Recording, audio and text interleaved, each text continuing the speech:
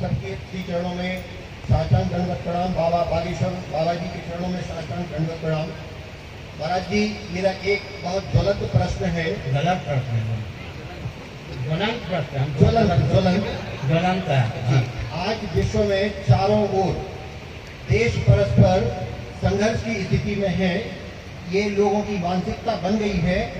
तो अपनी वैदिक संस्कृति और सनातन धर्म विश्व शांति की स्थापना में क्या भूमिका अदा कर सकते हैं?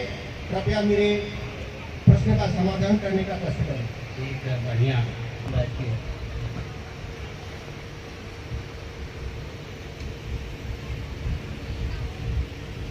अनिच्छन्नपि न चाहते हुए भी युद्ध तो होता ही है।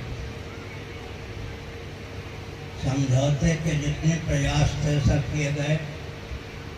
भगवान श्री कृष्ण ने कहा 5 पांडवों के लिए दुर्योधन केवल 5 गांव दे दो। उसमें एक बाल लटका था, इसलिए हमें नहीं दिया। हमको अगर बाल दिख जाए तो उल्टी होने लगती।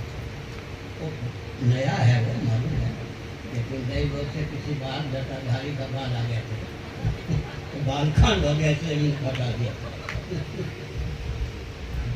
बचपन में छोटी आयु थी तो पड़ोसियों के यहाँ चला जाता। चाची जो होती थी वो भी कहती थी ससुर जी आ गए, मस्तक ढको, देखो ढेला फेंके। जिसका बाल मैंने, जिसके घूंघट नहीं होते थे उस माही को मैं ढेले से मारता है बचपन। यही सब बाबा होने के लक्षण थे। बाबा ही गए भाई ने उन्होंने कहा कि पूरा विश्व जो है सभी देश संघर्ष की स्थिति में है। सुनिए, विश्व शांति को लेकर वैदिक धर्म क्या बोलता है? एक हमारे कुल गुरुदेव का ग्रंथ है भक्ति सुधार।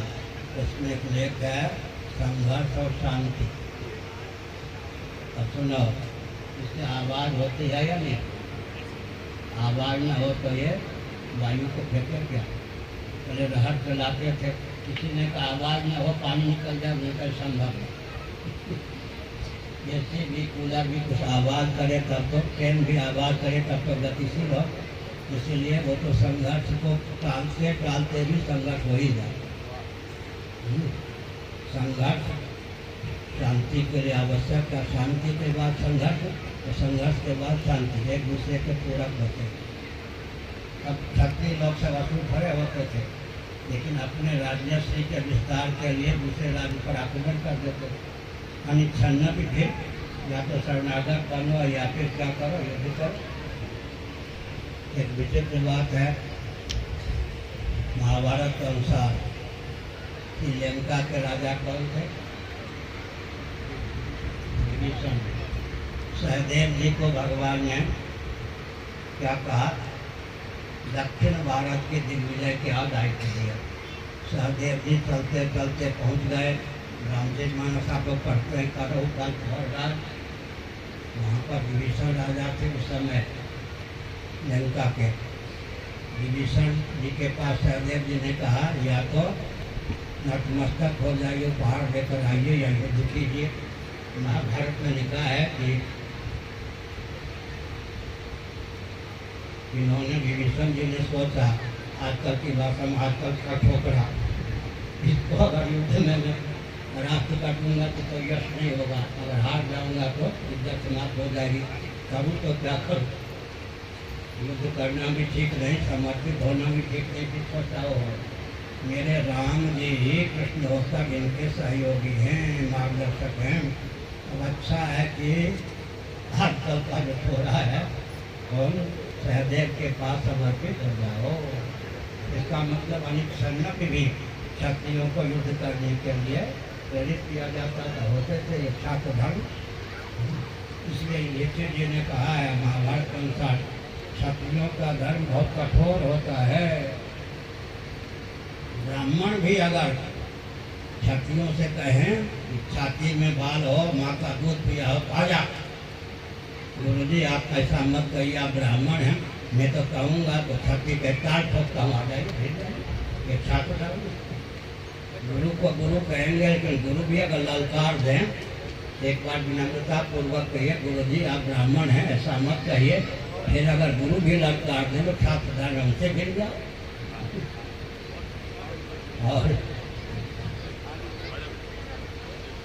अब सुनो, एक मिनट। ब्राह्मणों की करामात, ये करामात है पीले कपड़ों की।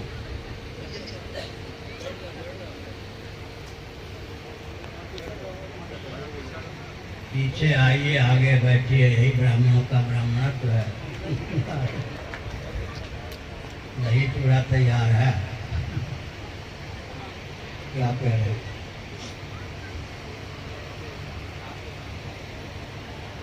छात्र धर्म बहुत कठोर होता है।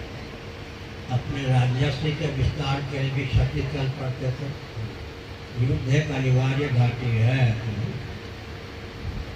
5 गांव, भगवान श्री कृष्ण ने कहा 5 पांडवों के लिए 5 गांव दे दीजिए। दुर्योधन ने कहा मैं मानता हूं कि आधे राज्य पर उनका अधिकार है, दम खम हो तो युद्ध करने, नहीं तो सुई कि गिरने पर जितनी जमीन छिलती है उसकी जमीन भी बिना युद्ध के नहीं दूंगा। अंत में छात्र धर्म को सामने रख करके भगवान श्री कृष्ण ने कहा छात्र धर्म ललकारता है, दुर्योधन से फिर जा। अथवा प्राप्त स्वर्गम जितवा भोग करते नहीं। ये महाभारत में यही है। ब्राह्मण अगर क्षत्रिय को चुनौती दे दे 1-2 बार, गुरु जी ये क्या कहते हैं, अगर ब्राह्मण कहें कि युद्ध ही करो तो द्रोणाचार्य क्यों न हो। 3 ही ब्राह्मण सम्मिलित हुए थे महाभारत में, बाकी तो घर का। तीनों दुर्योधन के। ब्राह्मणों सावधान। अश्वत्थामा मामा कौन थे? कृपाचार्य पिता द्रोणाचार्य। 3 ब्राह्मण सम्मिलित हुए थे और तीनों ही दुर्योधन के हो। इसीलिए महाभारत में इन सब का वचन क्या है? पुरुष जीव मनुष्य अर्थ का दास है, अर्थ किसी का दास नहीं है। दुर्योधन ने मुझे अर्थ से बांध रखा है। दुर्योधन के बाप को भी जिन्होंने पांव पे खड़ा किया, जी का यह वचन, अर्थ की दास्ता कितनी भयंकर। इसलिए अच्छे संत भी अगर भाजपाई, कांग्रेसी, सपाई, बसपाई हो जाए तो क्या चलता। दुर्योधन के बाप को, पिता के पिता को जिन्होंने स्वावलंबी बनाया, 8 वसुओं में एक वसु के अवतार, 8 वसुओं में एक वसु के अवतार भीष्म जी, गंगा नंदन, माँ गंगा के उधर से प्रकट हुए थे। उन्होंने क्या कह दिया? पुरुष मनुष्य अर्थ का दास है, अर्थ किसी का दास नहीं है। दुर्योधन ने मुझे अर्थ से बांध रखा। ऊपरी लीला यह है। लेकिन द्रोणाचार्य, भीष्म जी, अश्वत्थामा जी, कृपाचार्य अगर दुर्योधन का साथ न देते तो इनके बिना दुर्योधन युद्ध नहीं कर सकता। इसलिए कभी कभी दैवी संपत्ति संपन्न व्यक्ति भी भूभार हरण करने की भावना से असुरों का पक्ष लेते हैं। उनको असुर नहीं समझना चाहिए। उदाहरण देता हूँ, सुनो, ब्राह्मणों को कितना भी गाली दें, मोहन भागवत तो ब्राह्मण है, वो भी ब्राह्मणों को जब तक गाली नहीं देते तो रोटी नहीं पसते। लेकिन नेतृत्व ब्राह्मण के हाथ में ही रहता है। उधर कौन थे? शुक्राचार्य। दोनों संधि हो गए, अच्छा देवयानी। उधर नेतृत्व किसके हाथ में? शुक्राचार्य। इधर बृहस्पति। इसलिए नेतृत्व तो ब्राह्मणों के हाथ में ही रहेगा। कितना भी हाथ मारो, कम्युनिस्ट होकर भी ब्राह्मण नेता बन जाता है। कम्युनिस्ट बन के भी ब्राह्मण नेता बन जाता है, क्योंकि अग्र जन्म है। सबके पूर्वज का नाम ब्राह्मण। देवलोक में कर्म के आधार पर वर्ण निश्चित।